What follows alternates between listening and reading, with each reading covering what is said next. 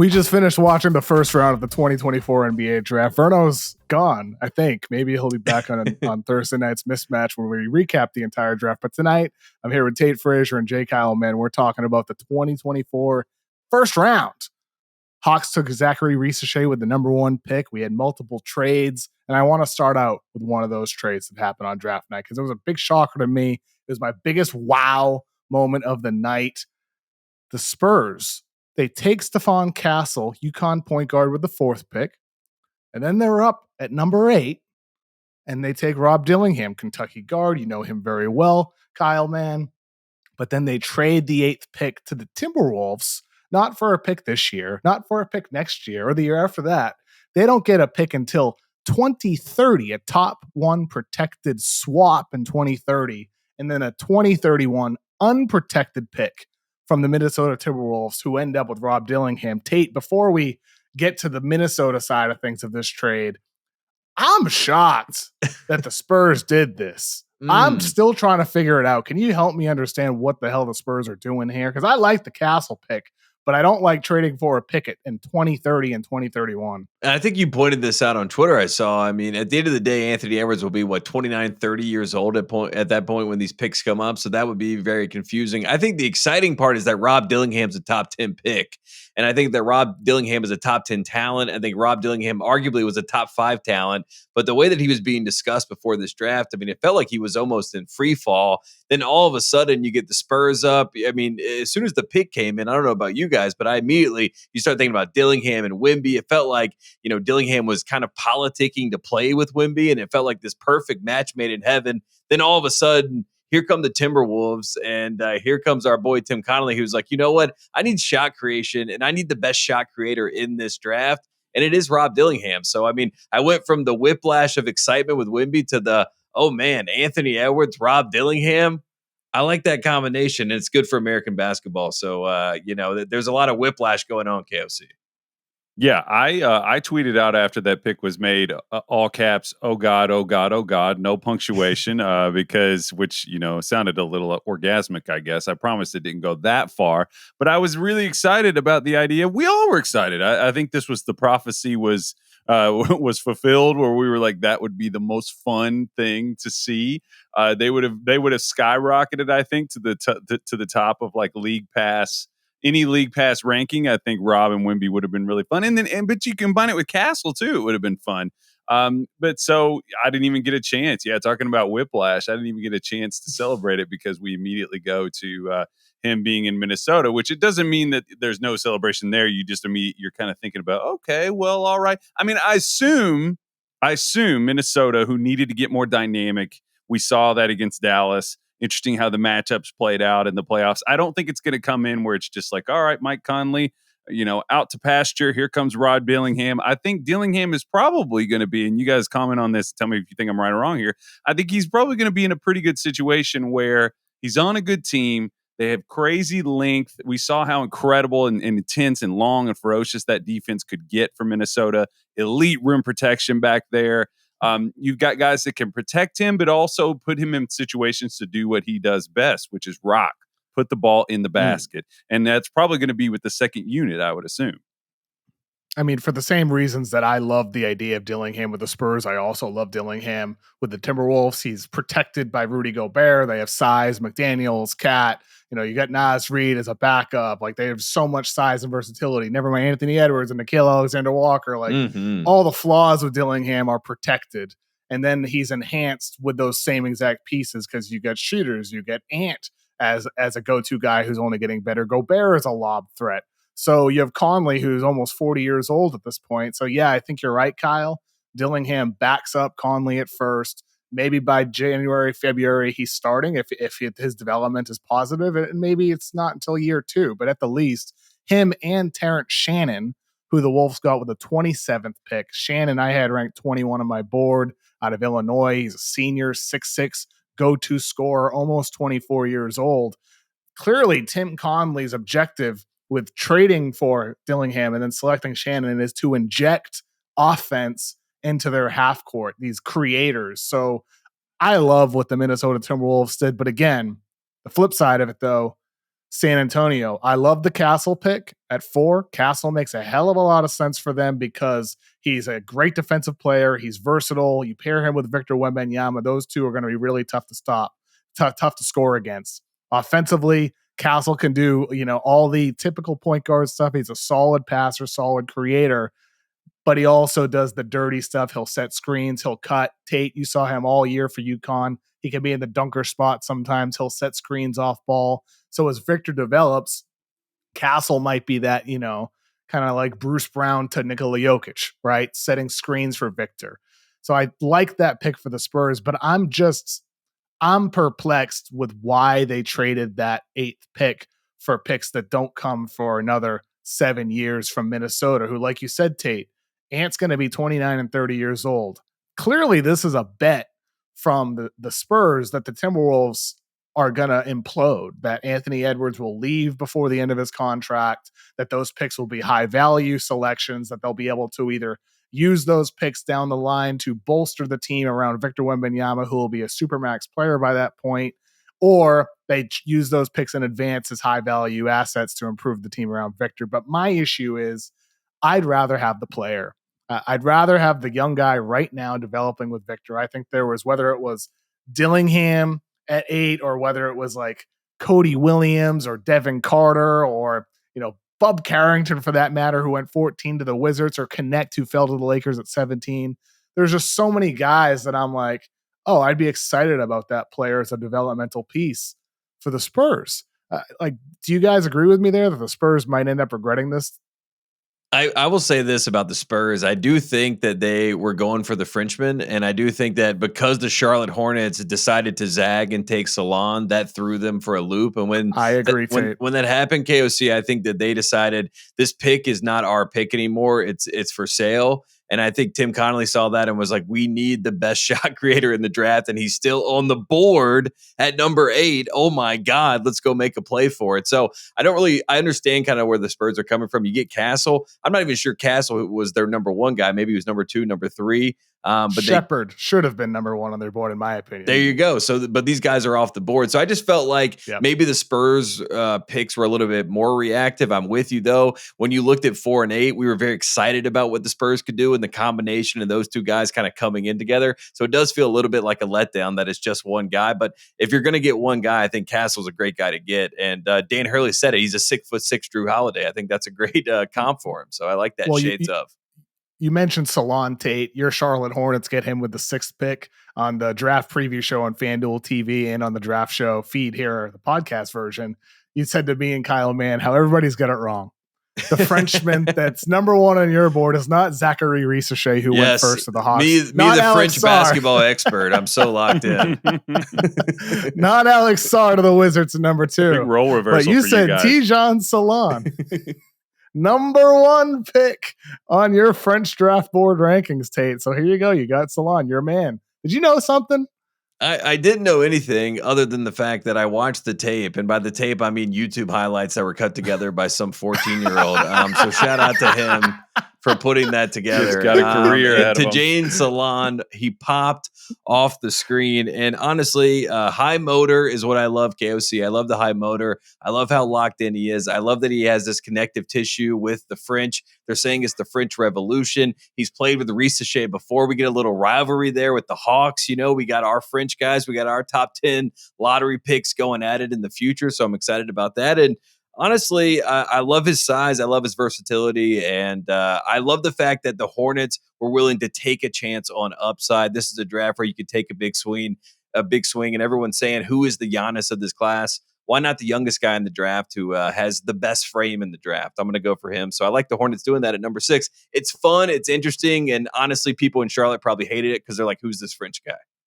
What do you think about the fit with Brandon Miller, LaMelo Ball, Mark Williams, the rest of that Hornets core, Kyle? Well, you got to assume, you got to kind of look at the future and try to assume or just make some kind of a guess about who's going to be there. You got to assume that Miles Bridges, I would guess, is probably not a part of the long-term build for a lot of different reasons. Tate pumped his fist, I guess, in celebration of that. But I think you need. I was saying he's out. That wasn't a fist pump. Fist pump sounds very rude. I was just like, he's out. Well, there are some people that might want him out of there just and celebrating True. it. But I think the size and the motor are things that you really need to put next to those two guys. Now, Brandon Miller's not small. LaMelo Ball, deceptively, I think you think of him as a small guy, but he's a pretty big guy. I think you need a lot of kind of switchability and you need activity. And the big thing around those guys is those are players who aren't big like containment defenders. And I think if you get Salon, you have somebody that's going to be able to develop into like a corrective piece, somebody that can recover and clean up messes. And then, you kind of have a similar body type throughout this roster. I think it's built to play fast. You got decent. Another thing too is that you've got. He's not a chef, as I've said before. He's somebody that he's a patron who sits down and dines, and we have some guys who can prepare meals for him. So we have like two live dribble passers with Miller and LaMelo, and I think that Salon is going to eat well next to those two guys. Assuming, I don't know, what do you think his minutes are going to look like in the first year, though? That's a question. I would just say that, I think he will get playing time. I do think Bridges and the free agency will be fascinating, but that 4 spot would be open if Bridges does leave. So you talk about the lob threats that would be there. I think there would be plenty of lob threats for Salon, and hopefully he can kind of grow his game out from the rim and be a vertical threat. And I think that would be the ideal situation. And I honestly have no idea what this new regime does. I don't know what a new head coach, a new GM, a new ownership. I don't know what the Hornets look like now. So, I mean, it is kind of trying to piece it all together, but I think this is a good step in the right direction. Let's talk about another Frenchman. Let's talk about the player that we each think, I don't know about each of us, but the player that I think is most likely to bust. That's Zachary Risacher, number 1 to the Atlanta Hawks. This is a major risk in my opinion. I had Risacher 11 on my board. I get it from, an on paper perspective in terms of he's 6'8". He's a very good defender. He shot almost 40% from 3 this past season playing in France. But with Risacher, my concerns for him at number 1, when you're talking about the expectations of a number 1 pick. This past season, he shot 48% from 3 over his first 34 games, only 29% from 3 over his final 31 games. Over his previous 3 seasons playing overseas, he was at 32% from 3.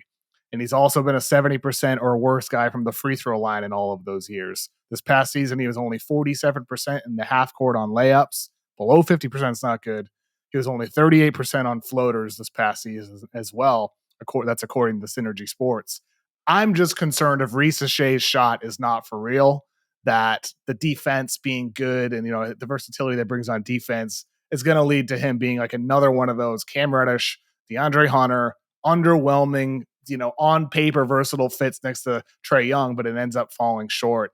Kyle, I mean, do you agree that Risacher has the highest bust potential of all the picks in the first round this year, or would you say somebody else? Yeah, whenever they showed the graphic of DeAndre Hunter, like right after they took him, I immediately was just like, man, I'm just getting Bargnani vibes from this. Like it was, that year where we just couldn't quite tell who to go with. That was more chasing a trend with Bargnani. But this, he has better feel, I think, than Cam Reddish or DeAndre Hunter. I will say in the middle of the floor, I was trying to be careful to sort of not go too far with it, but he shot the ball on unguarded catch and shoots this year. He 81 attempts, 31.3, and then when he was guarded, 37.2. But as you mentioned, a lot of that can be, that's why you kind of have to dig in and look at the sample of when did they make shots? Was it more heavy or weighted towards a certain part of the year? I was trying to think of Davion Mitchell is an example of a guy who had a big spike. Granted, he's a little smaller and had other challenges. He's somebody that had a big spike and people really bought into it. Can you think of other wings at his size that we are examples of us getting fooled by somebody with a misleading sample off the top of your head, Kevin? You've been doing this a while. No, I mean, I think with Risacher, I look at it at number 1 though. At number 1, a guy who barely did any shot creation, where there's questions about the reliability of his jump shot. I think, whether it's a Justice Winslow or Josh Jackson or all these kind of wings and forwards over the years. And Aaron Gordon was another one of them. Granted, he's had a highly successful career, or Stanley Johnson.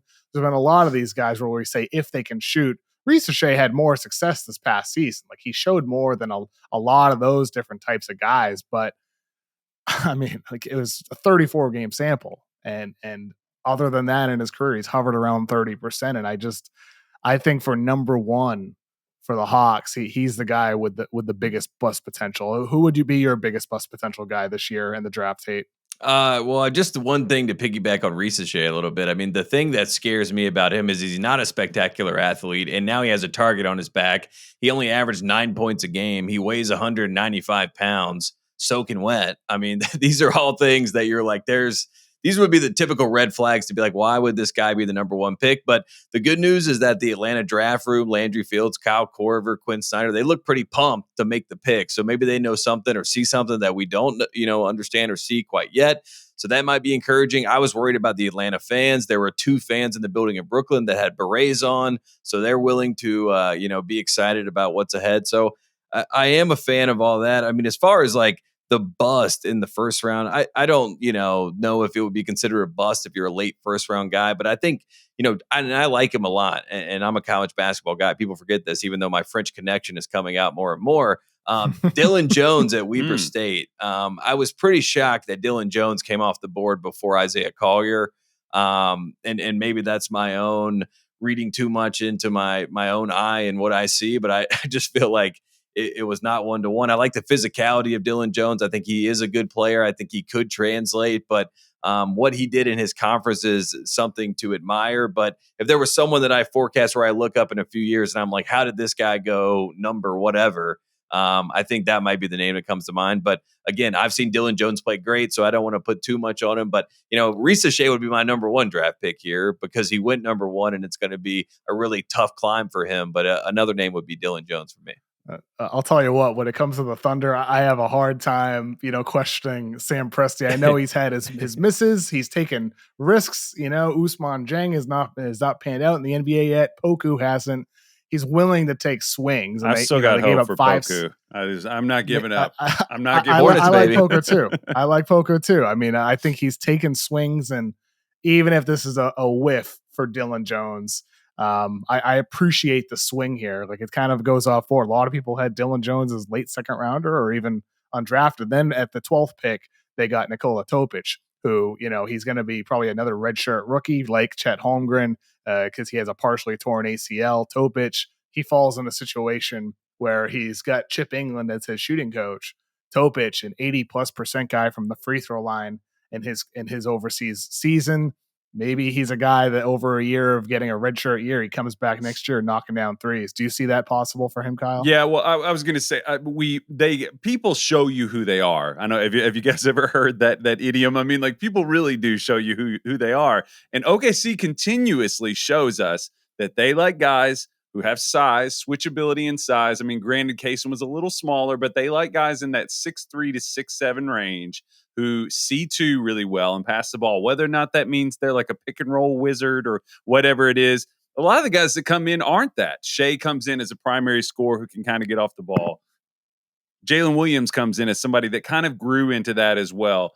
We see Topic and Dylan Jones have similar issues. That's the interesting thing. They both have good size. Dylan Jones a little beefier, is going to be able to contain a little bit better, but he's a guy who rebounds his position really well. The other thing, too, is steal rate. Dylan Jones this season, 97th percentile in the country in steal percentage, 3.2%.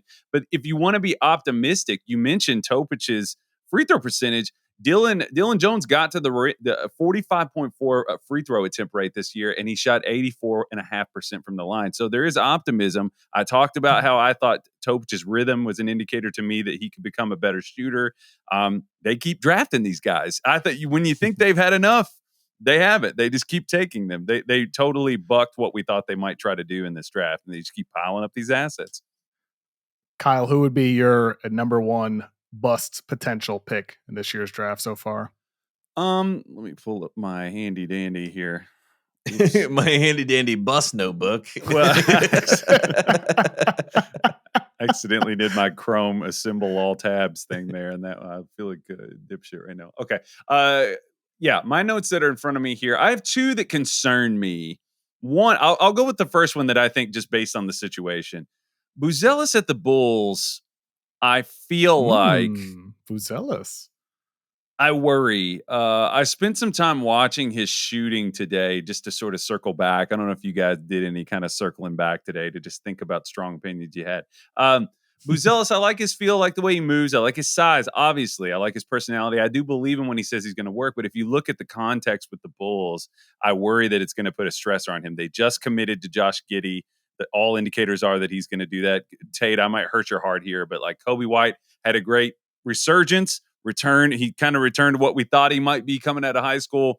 Handle improved, started getting to the spots where we knew he could score from. But if you've got Giddey, if you decide to keep Patrick Williams long term and Buzelis' shot doesn't improve, I kind of just worry. I worry about that situation for him. I don't know if you guys share those worries at all.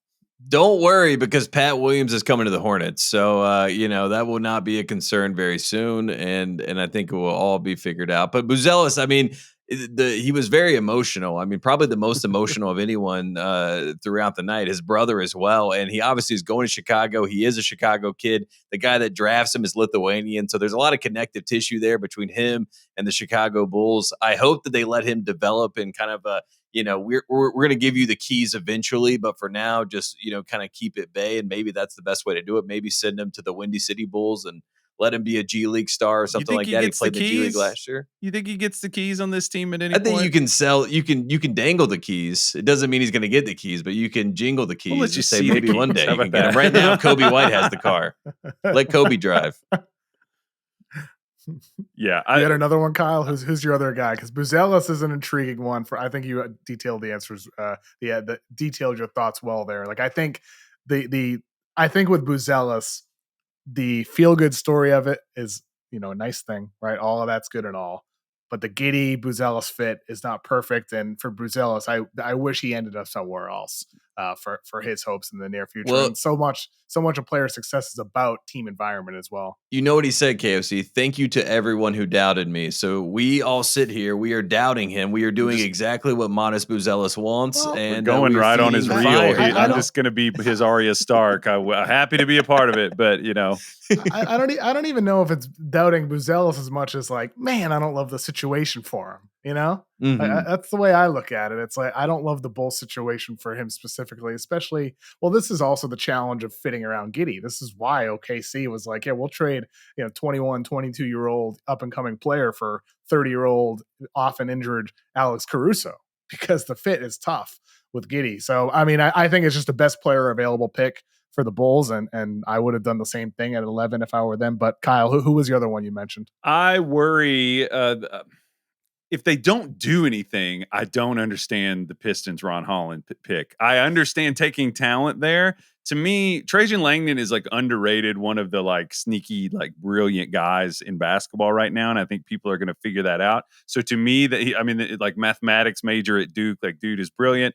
I think people are going to start to see that. But to me, that makes me feel like they're going to make moves, because you think I've had to study this just because I've watched the Pistons so much, which, they can attest is like getting a full body tattoo for several hours. Like watching them play, it can be tough. But like, if you've got a primary who struggled to shoot the ball in pick and roll as a pull-up player in Cade, and you surround him with like lacking shooters, like I don't understand how you're going to have Ausar out there and Duren and Ron Holland and continue to put that kind of pressure on Cade. To me, that surely is an indicator that they're going to continue making moves, because spatially, you're just doubling down on making this hard on Cade's development, in my opinion.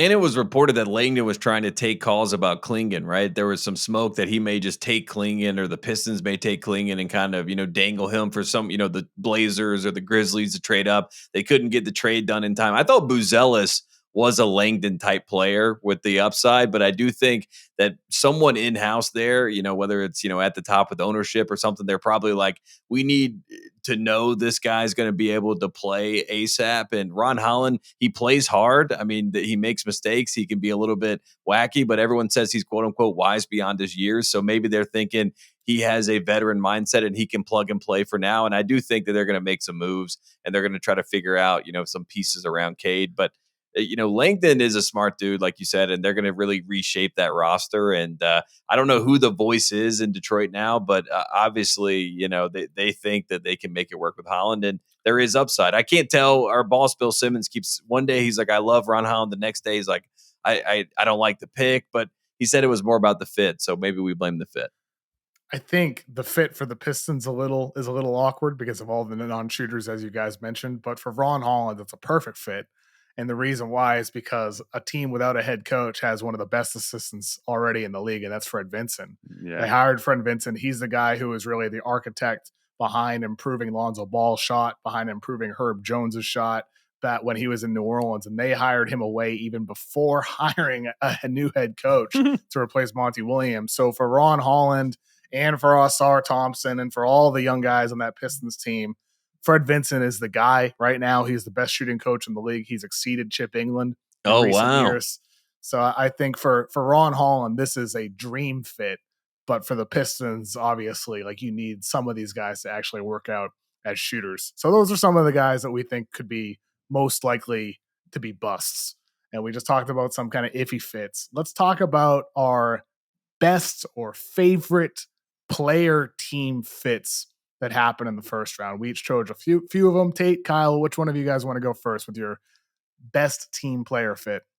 I'll start with the Kings. I've been kind of like looking for an opportunity for them to improve their defense without compromising some of the way that they play offensively. That's hard to do. That's why those players are so valuable. I think Devin Carter is an awesome pick there. I think he's somebody that's going to give them some switchability, some energy. He catches lobs. I think that it'll take some pressure, give him some time. This was true of Keegan too, where, you had offensive things that were in place, and Keegan could kind of do the things that he did well and grow on his own timeline. And I think Carter's going to give that to the Kings. I love that pick for them.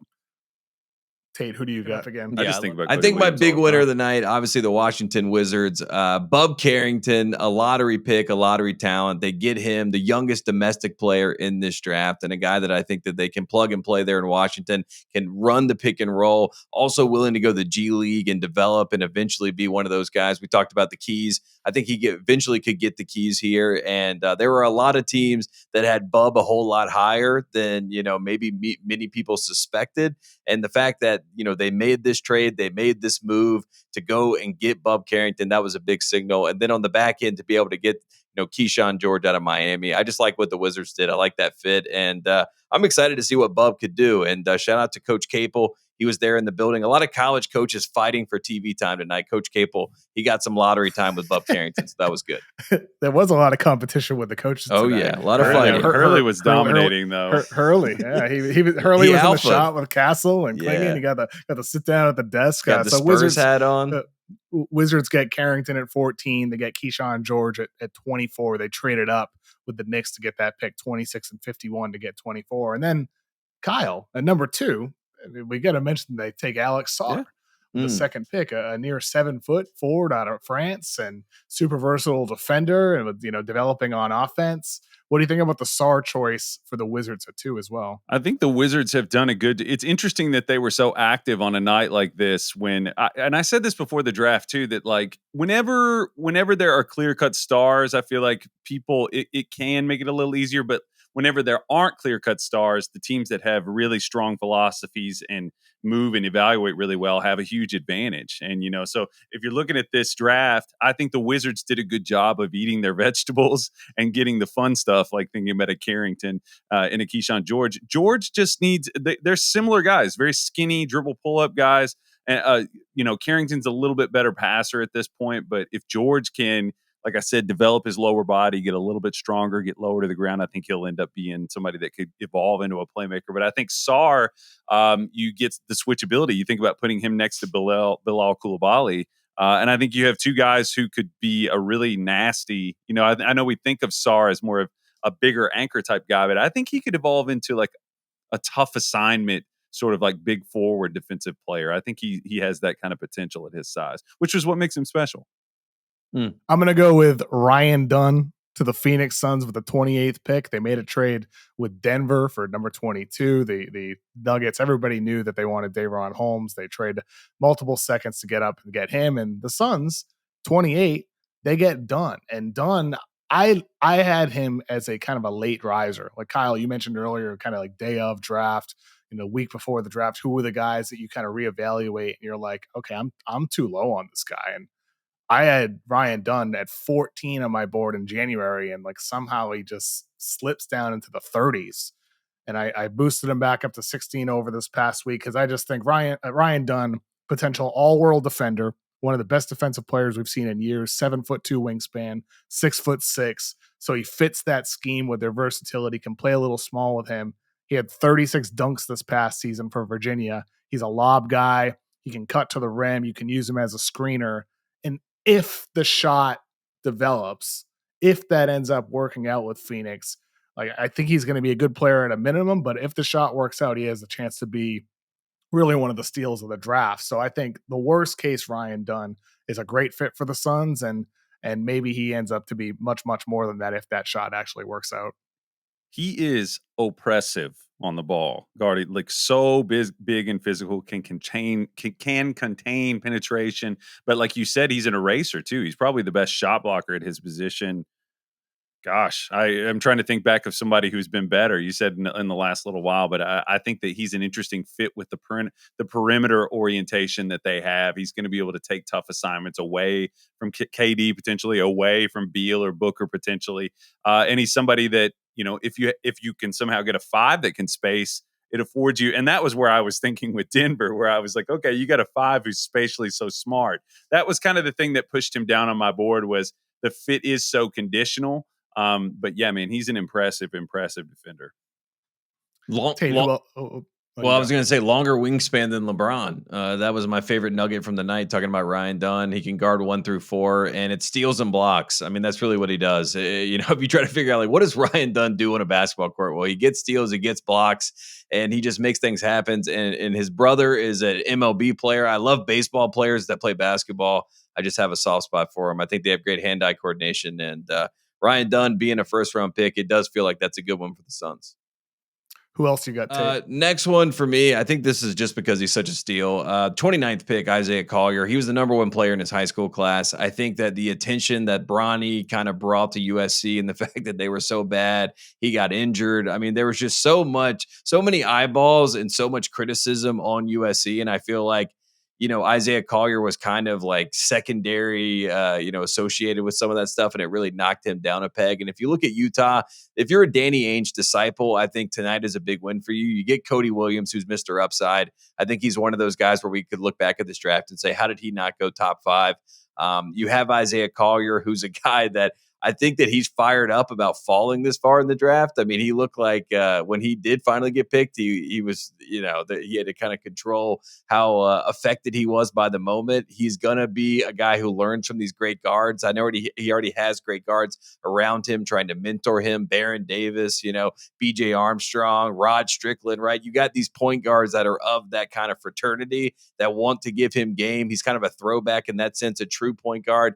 I think he's going to get there to Utah. They're going to give him a chance to grow into that role. And I wouldn't be shocked if he ends up being a starter, a point guard in this league and someone to be reckoned with. So I just think that is a really good pick up there at 29. And again, big win for Danny Ainge. I like the pick for Danny Ainge there. I mean, you get a young guy in Cody Williams with the 10th pick, Isaiah Collier at 29, who could be a potential steal. I mean, I think if you asked anybody before the season what went wrong with Isaiah Collier to fall all the way to number 29, USC stunk and Isaiah Collier was not great. But I don't think he was so terrible that, you would have still expected him to fall all the way to number 29. But I do think that speaks to the quality of role players that went ahead of him. I mean, like De Silva to the Magic at 18, Mm-hmm. a guy like Tyson to the Cavs at 20, or a Misi at 21 to the Pelicans, or Holmes to the Nuggets at 22. Like a lot of like good role players. And then, these raw point guard ends up falling all the way to 29. So I like that choice a lot, Tate. Even like if it doesn't work out, for him in his career, I think it makes a lot of sense for both sides. Kyle, who else you got as your favorite team player fits? I was just going to tack on. I'm a believer in high RSEI at that spot, and that's a great value. He's somebody, and I think especially when Utah chooses to go small, Collier, just let him do what he does best: get it off the rim, blitz it, and go. it doesn't matter if you're a home run passer, like Jay Billis was saying, you got all those shooters around you, which has kind of been their philosophy lately. I'll pick a couple of obvious ones here. I mean, like, I think Jared McCain is just a perfect 76er. I think he's going to be somebody that's going to be like, as a culture fit. Obviously, that stuff is all obvious. I can't wait to see the Instagram reels of that whole team painting their nails and things like that. But I think he's somebody that we were joking about this over text, that he just fits everywhere. I mean, in transition, he was just a killer from three, 56.6% from three in transition. He rebounds as well, really spot really well for his size. The fit with Maxey, you wonder, you wish he was a little bit bigger. Maybe he'll back up Maxey for a while. I don't know if you guys think he'll be moving into the starting lineup in his first year, but I think when you get a movement shooter like that, he does a lot of the things that Hield does, I think. And he'll be able, and he has more playmaking upside, in my opinion, than Hield does, which is not hard to do, but Hield. I think that's a good one, Kyle. I mean, McCain dribble handoffs with Joel Embiid as well. Like, that's going to work great. Like, the backcourt fit with Maxey and McCain, those guys are going to be so fun together. I mean, they're both a lot of such smiles players between those two guys. God. Oh, so many smiles. It's going to be a really fun Sixers team, depending on everything else they do. I mean, like, they don't have much else on their roster at this time, so we'll see what they actually end up doing. But I like that fit for them. The one pick that came, I'm going to go with actually the picks that came on both ends of that 16 pick with the Sixers taking McCain. Kel'el Ware to the Heat at number 15. I think this is an ideal fit for Kel'el Ware in the sense that there's been questions about effort and motor in the past. So you go to Heat culture. They got it on the court, that in the arena. So you go there, you're sharing a front court with Bam Adebayo. Bam, who started shooting threes to finish the season. Ware, who shot over 40% from three this past season in Indiana. You could have one of those teams that has defensive versatility and size and can space out with 5 players if Ware indeed continues shooting well and if Bam continues extending his range, which I believe in. So for both those sides, I love the pick. They just need to find a point guard who can throw lobs. That's the key for the Heat. And then at 17, Dalton Connect going to the Lakers out of Tennessee, 5th-year senior. He transfers there. We've talked about him a ton all year, Tate. Connect, he got better defensively over the course of the season, but forget about the defense. Now you're paired with JJ Redick, who Rob Pelinka joked after the pick that he immediately started drawing up plays on the whiteboard. I don't know if he was joking. He might have been serious that JJ Redick was starting to do that. What a perfect coach to have Dalton Connect, a guy who thrived this past season off of screens and handoffs and movement actions. He can run some pick and roll for you. I'm in love with the Connect to the Lakers pick. That's one of my favorites in the entire first round. What do you think, Tate? Yeah, well, it's, when Steve Kerr got Steph Curry and Klay Thompson, he's like, this is my dream because this is what I wish I could have done as a player. I wish that I had this kind of green light and I want to watch these players have this. I think JJ Redick probably had that same sort of feeling with Dalton Connect. He sees a great shooter on the board who's also old enough to get the respect of that locker room and the people in that locker room, knows how to play basketball, a guy who wasn't recruited, a guy who went the hardest route to the top, also went to a school with Rick Barnes who said, you're going to play defense, and they had their pickers throughout the season and had their back and forth. But I do think that Connect is better for it. I like that he had the DK chain on. I think it feels like a guy who can handle the LA spotlight a little bit. I am fingers crossed, knocking on wood, that the Lakers don't move him, because I think if he does come to the Lakers, he will be one of those guys who can play. And just thinking about, I don't know what the nickname is, but Austin Reeves and Dalton Connect together out here in Los Angeles, just splashing threes. That sounds like a whole lot of fun to me. So I like the fit a lot. I think, they did mention that JJ was drawing up specifically pin downs for Connect. And I think that's something for people, maybe for Lakers fans. JJ, big watch guy, big movement shooter, obsessive shooter. There's a lot of like kind of obsessive kind of qualities to JJ, which makes you think you might be a good coach. But I want like Lakers fans listening to this that maybe don't have any clue really about this guy. He has an edge. He's not a typical catch and shoot, like run around screens guy. He did do that a lot at Tennessee, but this is a guy who like can catch from deep. I saw him do this multiple times at my expense in many cases. He can power up and shoot with great touch, even in like multiple rhythms. Some guys can like run to a spot and shoot, or they're only good at a couple different types of shots. Connect is very dynamic in the way that he gets his, and he's not a guy that you can just run off the line and turn him into like a paper mache driver. He has mid-range game. He has game at the rim. I think he's going to get a lot of confidence from playing next to LeBron. I think it's probably it's a good thing that he fell to the Lakers. So he's going to have space to do what he does well. And I think he's going to surprise Lakers fans who maybe you're thinking this guy, like, is this the next, Grayson Allen? No, he's better than that. On behalf of our boss, Bill Simmons, which one of you guys want to talk about Baylor Shireman to the Celtics? Take it. Well, shout out to Baylor Shireman because Baylor Shireman is a guy who I think he's a fan of the Ringer at large. So we consider him a friend of the program at large.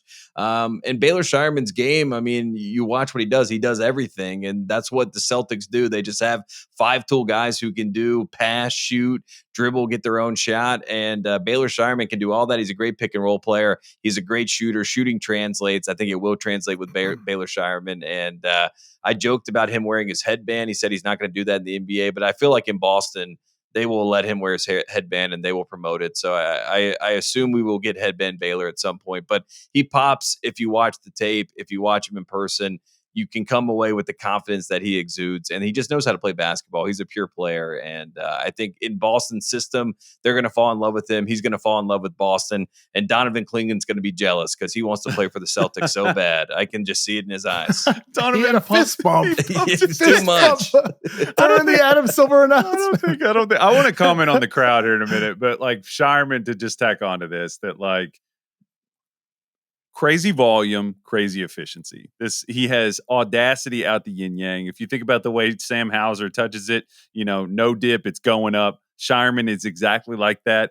Prior to getting to Creighton, he was more of a pick and roll player. I think that's the thing that's going to get underrated is like he's a second side guy who can make a lot of passes, but he shot 56.5% on pick and roll threes this year. His volume was one of the highest in the country, and his efficiency. He was enabled, and he delivered on that enablement. So, but I was just going to say that cracked me up.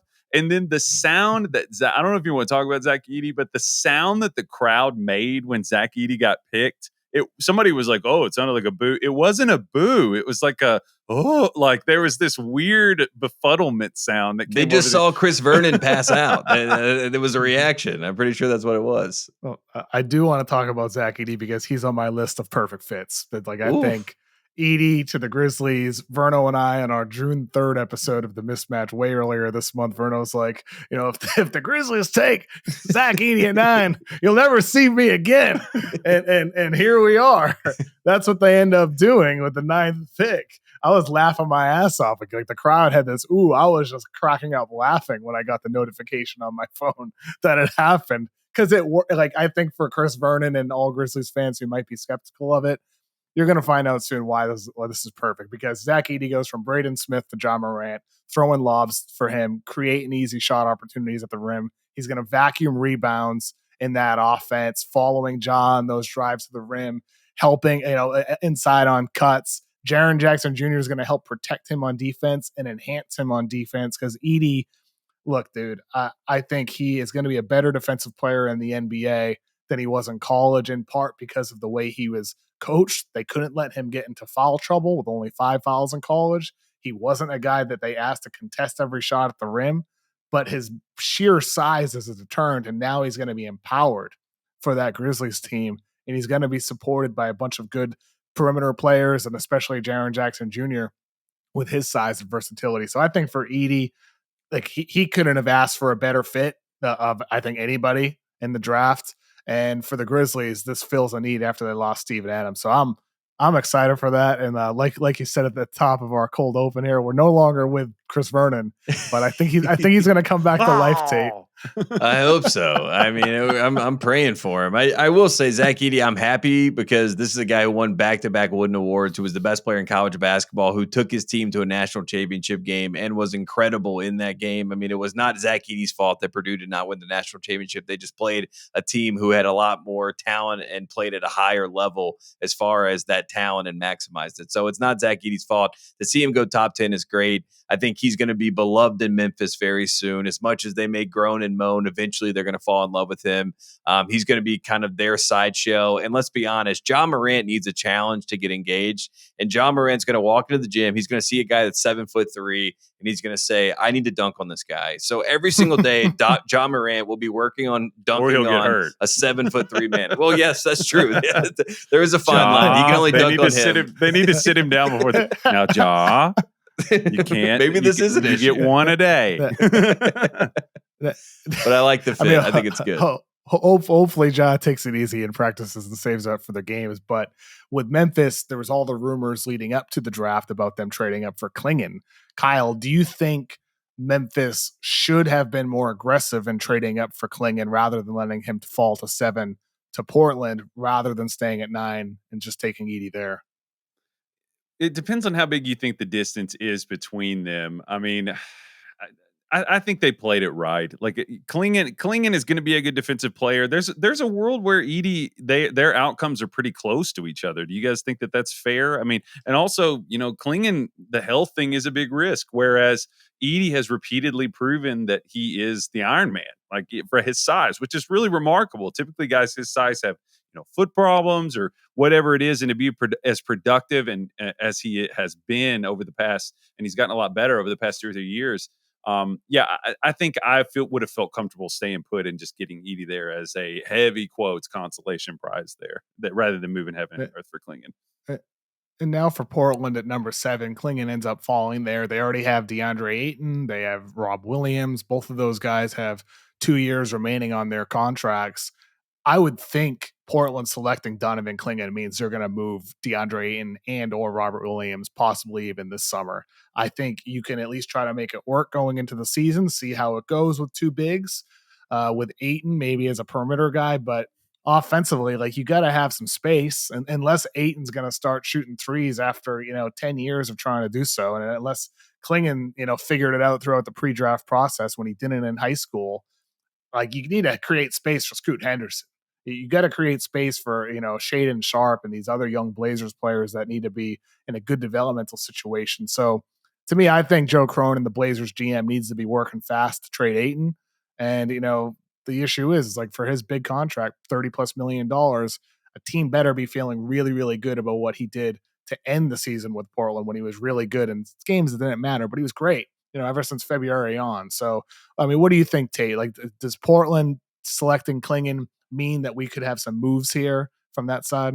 I just want to say I'm a big fan of Donovan Klingon. I just want to get that out, like on the front end of this. But when I see Portland drafting a big man with foot problems, I get a chill down my spine, and I say, "Oh my God!" You mentioned the bus notebook. I mean, that would be a recipe for a disaster situation. But I do think that Klingon has a great mentality, and DeAndre Ayton maybe not so much, just based on what we've seen, just dating back to college and what he's done in his pro career. And if he does get moved, this would be his 3rd team, and that's usually 3rd time's the charm. You know what I mean? If it's going to work, it's going to happen with that 3rd team at the best case scenario. Julius Randle, an example of that in New York. But I just think that with Klingon, if they can get him in there, they can clear the space for him to be the starting franchise center and put him on the timeline with Scoot. That would be great. That would be encouraging for Portland, but it does seem like it could get a little bit messy as they get him in. But, I hopefully they can clear it so he can have the runway to be their franchise guy. There's a few players we haven't mentioned even in passing. Just want to mention them real quick. Pacome Dadier went to the Knicks with the 25th pick. Stephen A. Smith player. Did not know what to do. He was broken. Yeah. I think the DA has a chance to be really good. He's a project, and for the Knicks, you just got Mikal Bridges. You re-sign OG Anunoby. You got a lot of guys that are going to be playing already. I think the DA is going to be like a worthy developmental project for them. AJ Johnson to the Bucks. That surprised me. Jacoby Walter to the Raptors at number 19. He fell there. I had him top 5 before the season. He did not have a great year at Baylor, but ends up falling 19 to the Raptors. But like of those 3, I think AJ Johnson to the Bucks shocked me most because Kyle, the Bucks are a team that wants to contend for the finals. They want to contend for the NBA finals. They want to win it all with Giannis. And then you take AJ Johnson, who didn't play a lot this past season in Australia, and he didn't play all that well when he did play. And even though he had a good week at the NBA Draft Combine, I mean, he shot below 30% for this past season. He averaged 3 points per game. He was not good at 19 years old. I'm just shocked that the Bucks took such a developmental piece with their first round pick with so many good quality role players on the table. Yeah, I thought that they would be going for plug and play. Honestly, I thought that this might be an opportunity to take a Dylan Jones or to take a cough Kevin McCullough. I just thought that would be these guys that are going to be just off the assembly line and ready to go in. And AJ Johnson shows it was a value play. Somebody that has had a weird couple years. He moves really well. He just looked out of rhythm and out of sorts a lot of the time. Took weird shots a lot, even in the time that he did play with Illawarra. So yeah, it doesn't make a ton of sense to me either. So it makes me wonder if maybe there's another move to happen.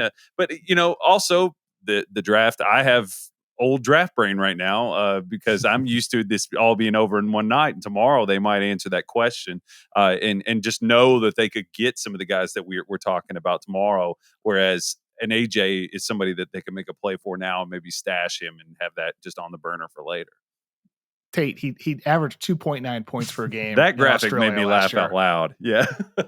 Why are the Bucks taking a guy who averaged 2.9 points per game in Australia this past season? I don't get it. Like, why don't you want to win with Giannis? Why don't you take Baylor Shireman? Why don't you take one of these guys who's ready? I'm confused. Baylor Shireman, TJ Shannon, Ryan Dunn. I feel like those are the names. Kevin McCullough, like you said, Harrison Ingram. Like these are the names that you're thinking where they're older, they're more mature, they know how to play basketball. We can put them into the system. Hopefully they can be a piece for us.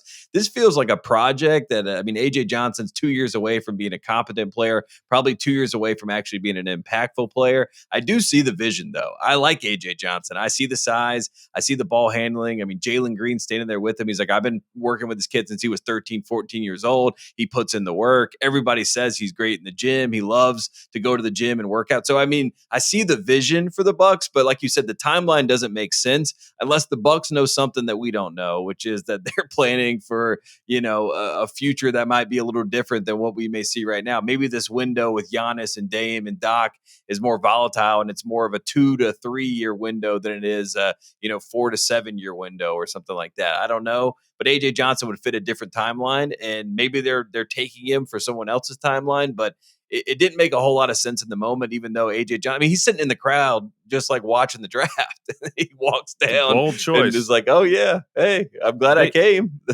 They do have 33. That's another thing. So they might just turn around and take who we're thinking of. So I think that's I'll be very shocked if they don't do that.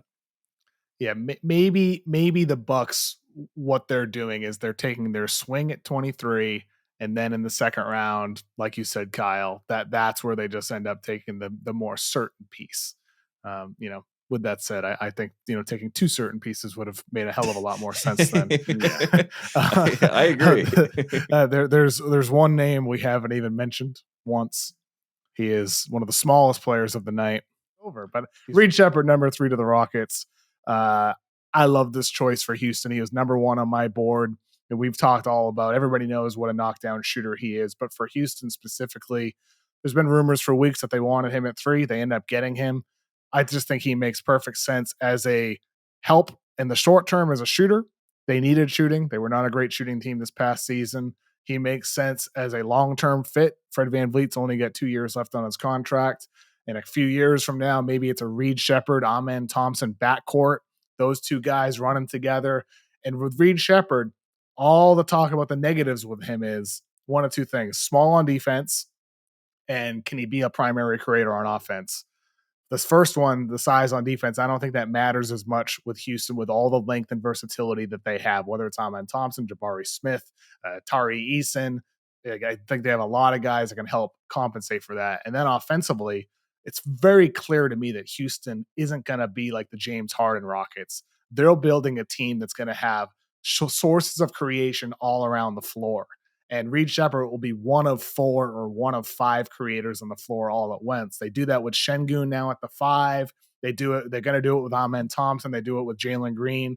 There's different places it's going to come from. And now Reed Sheppard is going to be one of those connective pieces who, sometimes he leads, but sometimes he takes a back seat and works more of a shooter off ball. I think for Sheppard, this is a dream scenario. And for Houston, they got the number 1 pick on my board, and I'm very happy with the fit there.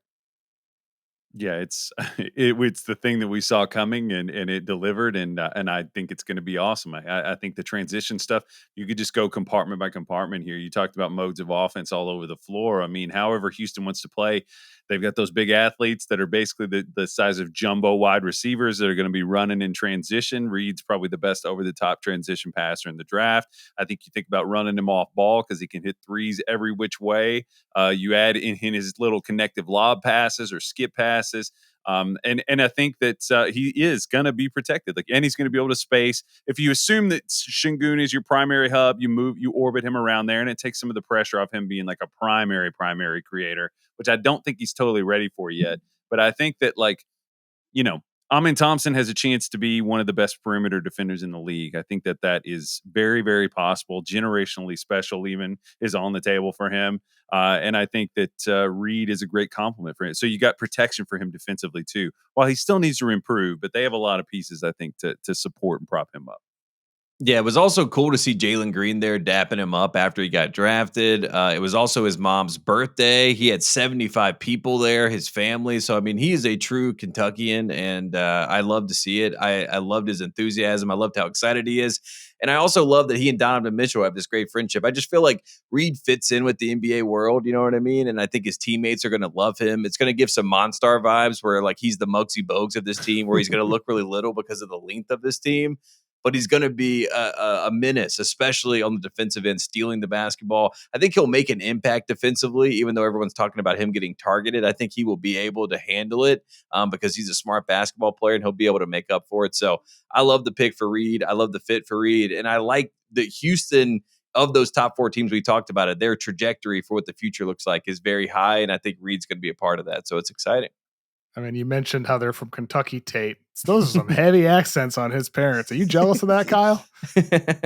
I can turn mine on and off. Mine's not as thick as Stacey Shepard's, though. She has an impressive one from all of that. I was like, damn, yes. How about Stacey catching the first pitch at the Mets game? I mean, I'm like, Stacey's a stud. She's a badass.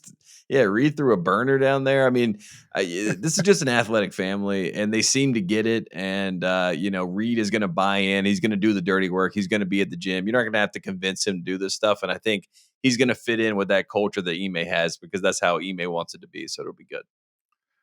Let's do a quick little second round preview. Most listeners are going to want to hear about the first round. Not a lot of time to listen to this before the second round, but a couple of the names that are at the top of my board entering the second round: Bobby Klintman, Tyler Kolek, point guard out of Marquette, Johnny Furphy, out of Kansas. A lot of people thought he might be a top 20 pick after he declared for the draft.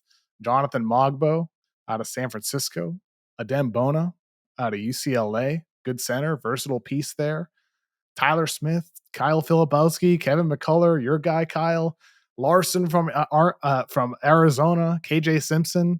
Tate, who's one of your kind of favorite second round picks right now that's remaining on your board? I'm a big fan of Nikola Jurisic. He's out there. He's available. You love those internationals. I love Jurisic. I do love Bona. You mentioned him. Harrison Ingram. I think Kyle Filipowski, if he went to any other blue blood, we'd be talking a whole lot more about him free falling in the draft, and we'd be talking about their coach. Like if this was John Calipari's guy, who was supposed to be a surefire first round pick last year, went back to school to be a top 10, top 5 pick, and now is out of the entire first round, there would be a conversation about it. So I think Filipowski. Who answers for that?